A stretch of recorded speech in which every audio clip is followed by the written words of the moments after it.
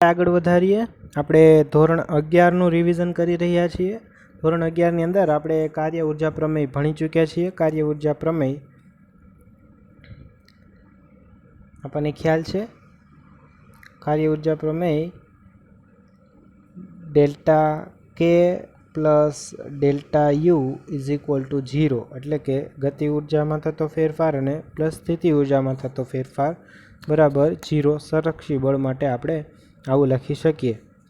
તો અહીંયા આગળ આપણે સાબિત એવું કરવાનું છે કે f is equal to minus dv by dx, તે હમણાં આપણે સમજ્યા પણ તે જોઈએ। તો ધારો કે કોઈ પદાર્થ ઉપર સંરક્ષી બળ એફ લાગતું હોય અને તેનું સૂક્ષ્મ સ્થાનાંતર ડેલ્ટા એક્સ થતું હોય, તો આ બળ વડે એટલે કે આ સંરક્ષી બળ વડે થતું કાર્ય એ એફ ડેલ્ટા એક્સ થશે। અને એક આપણે કાર્ય ઊર્જા પ્રમેય પણ ભણી ગયા છીએ। કાર્ય ઊર્જા પ્રમેય એટલે કે ગતિ ઊર્જામાં થતો ફેરફાર બરાબર કાર્ય। તો આપણે આમ લખી શકીએ કે ડેલ્ટા કે is equal to F delta x. હવે યાંત્રિક ઉર્જા સંરક્ષણનો નિયમ આપણે ભણ્યા તે પ્રમાણે આપણે ડેલ્ટા કે પ્લસ ડેલ્ટા વી અથવા ઘણી વખત યુ પણ લખીએ છીએ ઇઝ ઇક્વલ ટુ 0। તો f delta x plus delta v is equal to 0। F delta x is equal to minus delta v. તો f is equal to minus delta v by delta x. હવે જો આ delta એક્સને tense two 0 લેવામાં આવે એટલે કે ખૂબ જ નાનો લેવામાં આવે તો આ તફાવત છે તે વિકલનની અંદર પરિણામિત થશે, એટલે કે એફ બરાબર ડેલ ડીવી બાય ડીએક્સ અને આગળ માઇનસની નિશાની એ પ્રમાણે આપણે લખી શકીએ। તો સંરક્ષી બળ માટેનું આ એક અગત્યનો મુદ્દો છે કે કોઈ પણ સંરક્ષી બળ માટે સ્થિતિ ઊર્જા વ્યાખ્યાયિત હોય અને એ સ્થિતિ ઊર્જાના ફેરફારનું સ્થાનની સાપેક્ષે ફેરફારનું ઋણ મૂલ્ય એ બળ જેટલું થાય, એવું આપણે આના ઉપરથી સમજી શકીએ છીએ। આગળ તો આપણે સંરક્ષી બળોના જે જુદા જુદા કોન્સેપ્ટ જોયા તેને અહીં આગળ આપણે એક શોર્ટ નોટ સ્વરૂપે લખી શકીએ કે સંરક્ષી બળ ક્યારે કહેવાય, તો એની મુખ્ય 3 લાક્ષણિકતા હોય છે। પહેલી લાક્ષણિકતા કે સંરક્ષી બળ વડે થતું કાર્ય એ માર્ગ ઉપર આધારિત હોતું નથી। તમે એક પોઈન્ટથી બીજા પોઈન્ટ જવા માટે કોઈ પણ રસ્તો લ્યો, આવો રસ્તો લ્યો અથવા તો આવો રસ્તો લ્યો અથવા આવો રસ્તો અથવા તો આવી રીતે જાઓ અથવા તો આવી રીતે જાઓ, બધા જ રસ્તા ઉપરથી કાર્ય એક જ સરખું મળશે, એ સંરક્ષી બળ। બીજું, બળ વડે થતું જે કાર્ય હોય એ વેસ્ટ નથી થઈ જતું પણ સંગ્રહિત થાય છે। શેના તરીકે સંગ્રહિત થાય છે? સ્થિતિ ઊર્જા સ્વરૂપે સંગ્રહિત થાય છે। એટલે આવા બળો માટે તમે હંમેશા સ્થિતિ ઊર્જાને વ્યાખ્યાયિત કરી શકો છો, અને જો તમે સ્થિતિ ઊર્જા વ્યાખ્યાયિત કરી શકતા હોય તો બળ અને સ્થિતિ ઊર્જા વચ્ચેનો આવો સંબંધ પણ પ્રસ્થાપિત કરી શકો છો, અને હંમેશા સંરક્ષી બળ માટે તમે લખી શકો છો f is equal to minus dv by d x. Clear? આગળ જોઈએ।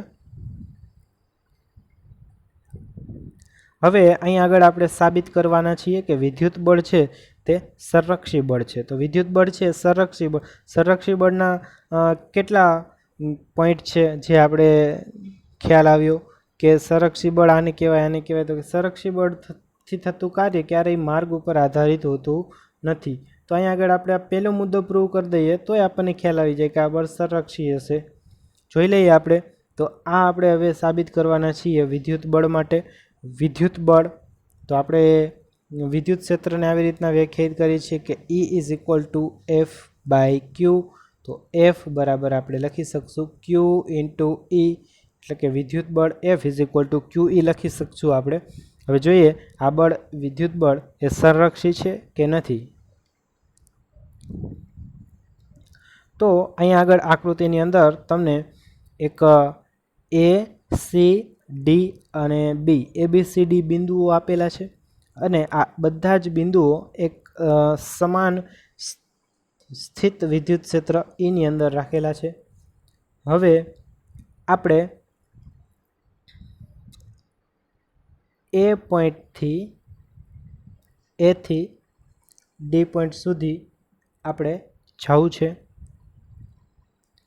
એથી ડી પોઈન્ટ સુધી આપણે જવું છે. તો હવે આપણે જોઈએ કે આપણી પાસે કેટલા રસ્તા છે. તો પહેલો રસ્તો છે આપણી પાસે માર્ગ 1 કે તમે એથી પહેલાં બી જાઓ અને બીથી પછી તમે ડી જાઓ. તો કે એ પછી બી પછી ડી, એ બી ડી. અલગ પેનથી આપણે એને દર્શાવીએ. આ માર્ગે તમે જઈ રહ્યા છો. તો આની અંદર થતું કાર્ય જોઈએ કેટલું કાર્ય થાય છે. તો આની અંદર 2 કાર્ય થશે. તો કે ડબલ્યુ એથી બી સુધી જવા માટેનું કાર્ય અને ડબલ્યુ બીથી ડી સુધી જવા માટે કાર્ય. તો ડબલ્યુ એથી બી સુધી જવા માટેનું કાર્ય એ 0 થશે, કારણ કે એ પોઈન્ટ આગળ અને બી પોઈન્ટ બંને આગળ વિદ્યુત ક્ષેત્ર કેવું છે? એક જ સમાન છે. પોટેન્શિયલ ડિફરન્સ કોઈ નથી. પોટેન્શિયલ ડિફરન્સ ના સમજીએ તો પણ આપણે એવું કહી શકીએ કે એથી બી એ સુધી જવા માટે તમારે કોઈ પણ પ્રકારનું કાર્ય કરવું પડશે નહીં. એટલે કે આ એ બી 0 થશે. અને આ વસ્તુ હજી આપણે વિગતવાર સમજશું સમસ્થિતિમાન પૃષ્ઠ આવે ત્યારે, કારણ કે એ બી છે એ સમસ્થિતિમાન પૃષ્ઠ છે અને સમસ્થિતિમાન પૃષ્ઠ ઉપર આગળ વધવા માટે કોઈ કાર્યની જરૂરિયાત હોતી નથી. બીથી ડી સુધી આગળ વધવા માટે કંઈ આગળ બીથી ડી સુધી જો તમે કોઈ વિદ્યુત ભારને લઈ આવો તો આનું મૂલ્ય, ધારો કે આ એ હોય, એ બાજુવાળો ચોરસ હોય, તો આના ઉપર અત્યારે વિદ્યુત ક્ષેત્ર છે એ ઈ છે. અને જો અહીંયા આગળ તમે ક્યુ વિદ્યુત ભારને બીથી ડી સુધી લઈ આવો તો કાર્ય બરાબર એફ ઇન્ટુ ડી. તો એફ કેનું જેટલું થશે? ક્યુ ઈ જેટલું. અને બી કેટલું થશે?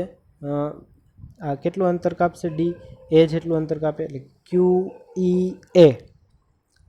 ઈ એ જેટલું કાર્ય ટોટલ કાર્ય થશે ક્યુ ઈ એ. હવે આપણે બીજો રસ્તો પસંદ કરીએ. બીજો રસ્તો છે આપણી પાસે ડાયરેક્ટ આપણે એથી ડી સુધી જઈ શકીએ છીએ. તો ડાયરેક્ટ એથી ડી સુધી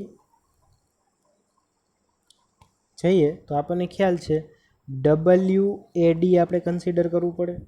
અને આપણને ખબર છે કે જો વિદ્યુતભાર ધન હોય, ક્યુ વિદ્યુતભાર હોય, તો એના ઉપર લાગતું બળ એ વિદ્યુત ક્ષેત્રની દિશામાં હોય.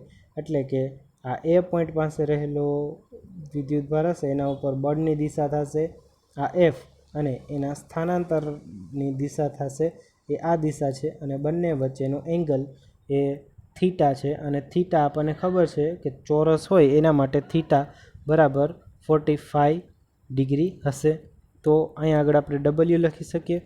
ડબલ્યુ બરાબર એફ ઇન્ટુ ડી, એટલે કે એફ આપણે લખી શકીએ ક્યુ ઈ. ડી કેટલું ડિસ્ટન્સ કાપે છે? તો આ ડિસ્ટન્સ, જો આ એ હોય અને આ એ હોય તો આ √2a થશે. એટલે કુલ ડિસ્ટન્સ થશે √2a. અહીંયા આગળ દિશા સરખી નથી, એટલે કે આપણે કોસ થીટાને પણ ગણતરીમાં લેવો પડશે. તો કોસ અને થીટાનું મૂલ્ય છે 45, તો 45. તો આનું સાદુરૂપ આપીએ તો જવાબ ક્યુ ઈ √2a ઇન્ટુ કોસ 45 એટલે 1/√2. આ √2 કેન્સલ થઈ અને ફાઇનલ જવાબ આપણને ક્યુ ઈ એ મળે છે, જે પહેલાં પણ ક્યુ ઈ એ જ મળતો હતો. તો આના ઉપરથી સાબિત થાય છે કે તમે એ બી ડી રસ્તે જાઓ અથવા તો એથી ડી ડાયરેક્ટ જાઓ, બંને રસ્તે કાર્ય એક જ સરખું થશે. આમ કાર્ય એક જ સરખું થશે તો કાર્ય માર્ગ ઉપર આધારિત નથી. આથી તમે એમ કહી શકો કે વિદ્યુત બળ છે એ સંરક્ષી બળ છે. હવે આપણે આગળની સ્લાઇડની અંદર જોડાઈએ. તો આ સ્લાઇડની અંદર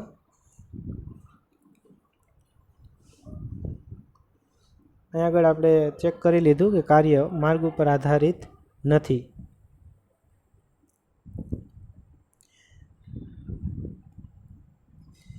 હવે જે બળ સંરક્ષી બળ હોય તેના માટે કેવી રીતના આખું બધા સ્ટેપ વર્કઆઉટ થાય છે તે આપણે સમજવાનો પ્રયત્ન કરીએ. કોઈ બળ વડે થતું કાર્ય હોય એ કાર્ય સ્થિતિ ઉર્જા સ્વરૂપે સંગ્રહિત થાય અને સ્થિતિ ઉર્જામાંથી જો તેને મુક્ત કરવામાં આવે તો પાછું તે ગતિ ઉર્જામાં રૂપાંતરણ થાય અને એ ગતિ ઉર્જા છે એ ગતિની અંદર પરિણમે. આથી બળનું ગતિમાં રૂપાંતરણ થાય છે. પણ વચ્ચે આટલા સ્ટેપ આવે અને ત્યારબાદ એ બળ એ કોઈ એક સ્વરૂપે સંગ્રહિત થઈ અને તેની કોઈ અલગ પ્રકારની ગતિ મળે. તો આની અંદર આપણને ખ્યાલ આવી ગયો કે સ્થિતિ ઉર્જા અને ગતિ ઉર્જા બંને સંકળાયેલા છે અને સંરક્ષી બળ હોવાથી સ્થિતિ ઉર્જા અને ગતિ ઉર્જાનો ફેરફાર એ હંમેશા અચળ રહેશે. તો આ ધોરણ 11ના બધા જ કોન્સેપ્ટ આપણે અહીંયા આગળ રિવાઇઝ કર્યા. નેક્સ્ટ લેક્ચરની અંદર આપણે ધોરણ 12નું ચેપ્ટર નંબર 2ની પ્રસ્તાવનાથી સ્ટાર્ટ કરીશું. Thank you. જય હિન્દ, જય ભારત.